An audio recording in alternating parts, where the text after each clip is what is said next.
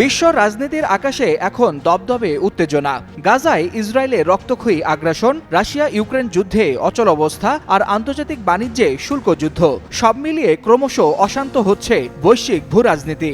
ঠিক এই অস্থির প্রেক্ষাপটে ৩ সেপ্টেম্বর বেইজিংয়ে উঠছে সামরিক শক্তির প্রদর্শনী মঞ্চ, যেখানে ইতিহাসের সবচেয়ে সুশৃঙ্খল কুচকাওয়াজের আড়ালে মিলিত হবেন ৩ পরমাণু শক্তিধর দেশের নেতা। ফলে প্রশ্ন জাগছে, এই আয়োজন কি কেবল ইতিহাসের স্মরণ, নাকি আগামী বিশ্ব রাজনীতির এক নতুন সমীকরণের সূচনা? তাই পুরো বিশ্বের নজর এখন বেইজিংয়ের তিয়ানআনমেন স্কোয়ারের দিকে। তিয়ানআনমেন স্কোয়ার, যেখানে লাল পতাকার আড়ালে গড়ে উঠছে এক মহাযজ্ঞ।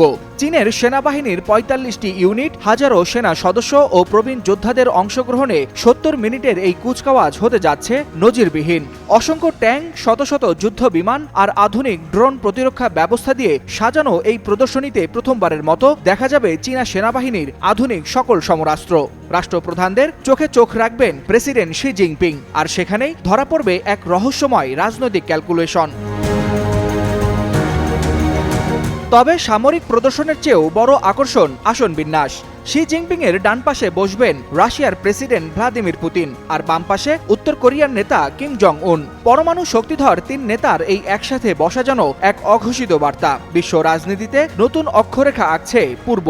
ইরান, বেলারুশ, ইন্দোনেশিয়া, এমনকি স্লোভাকিয়ার প্রধানমন্ত্রী সহ অন্তত ২৬টি দেশের শীর্ষ নেতারা থাকবেন এই অনুষ্ঠানে। কিন্তু ইউরোপীয় নেতাদের এই অনুষ্ঠানে না যাওয়ার অনুরোধ জানান জাপান। তবে পশ্চিমা নেতাদের অনুপস্থিতি যেন আরও স্পষ্ট করে তুলছে বৈশ্বিক বিভাজনের রেখাচিত্র। চীন এই আয়োজনের মাধ্যমে কি বলতে চাইছে?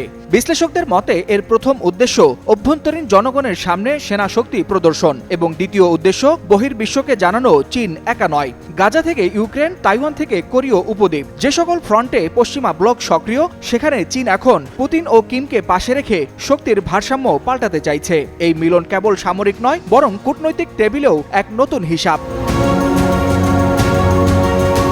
এমনকি ইতিহাসের ভেতর থেকেও বার্তা দিচ্ছে বেইজিং। ইম্পেরিয়াল জাপানি সেনাবাহিনীর কুখ্যাত ইউনিট 731 এর উপর চলচ্চিত্র প্রদর্শনের ঘোষণা যেন প্রতীকী ইঙ্গিত। অতীত ভুলে গেলে চলবে না। বিশেষ করে তাইওয়ান ও যুক্তরাষ্ট্রের উদ্দেশ্যে এই সিনেমেটিক বার্তা এক হিসাবি কৌশল। সামরিক কুচকাওয়াজের ঝলকানির সাথে তাই যোগ হয়েছে এক গভীর রাজনৈতিক নাটকীয়তার। তাই আন্তর্জাতিক ভূরাজনীতির অঙ্গনে প্রশ্ন উঠছে, এই আয়োজন কি কেবল দ্বিতীয় বিশ্বযুদ্ধের স্মৃতিচারণ, নাকি আগামী দিনের বৈশ্বিক মানচিত্রে শক্তিশালী সামরিক জোটের প্রতিচ্ছবি? এক ছাতার নিচে ৩ পরাশক্তির মিলন আজকের দুনিয়ায় এক বিরল দৃশ্য।